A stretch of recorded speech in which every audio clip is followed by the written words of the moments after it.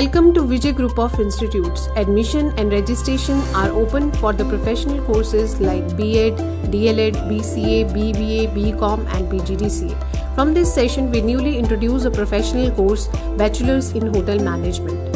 Vijay Group of Institute are affiliated with Himachal Pradesh University Shimla, Himachal Pradesh Board of School Education Dharamshala, and it is also accredited with NAAC. For overall development of students, we provide different learning platforms where students reach their goals and excel their skills. Vijay Group of Institute also provide the public library so that students can aid their studies. Vijay Group of Institute grows students professionally as well as technically. And we also enhance the technical skills, communication skill, confidence level and also give complete exposure to the students.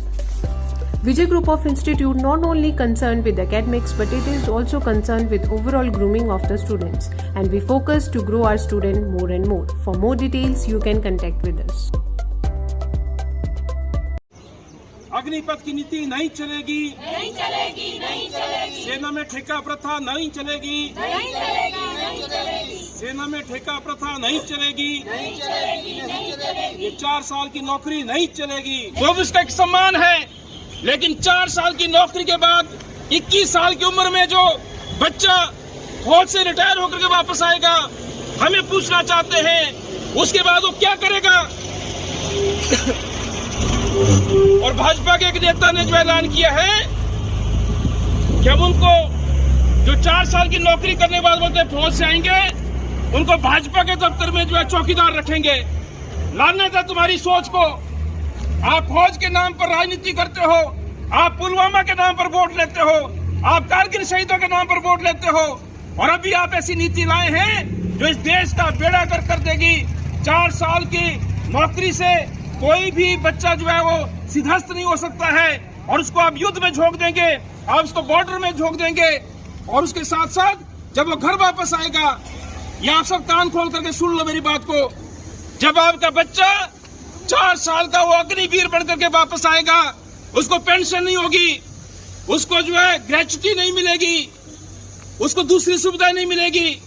याद कीजिए जब नोटबंदी हुई थी उसके भी हजारों फायदे गिनाए गए थे, हजारों बकवास किया गया था कि नोटबंदी से देश आगे जाएगा, काला धन वापस आएगा, भ्रष्टाचार खत्म हो जाएगा, आतंकवाद खत्म हो जाएगा।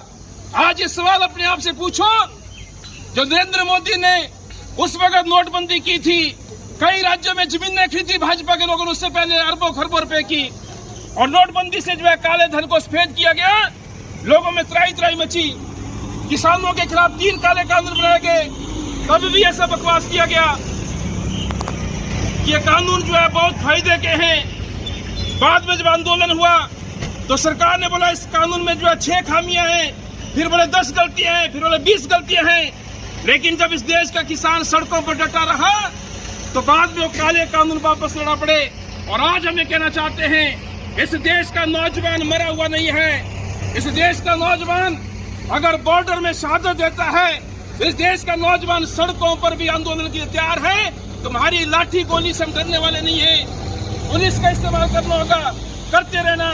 पूरे देश के अंदर आंदोलन चला है, हम यहाँ पर भी इस आंदोलन को चलाएंगे।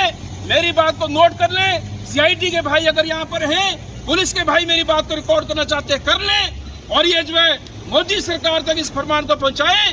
हमें ये नीति मंजूर नहीं है, हम इस नीति का मरते दम तक विरोध करेंगे।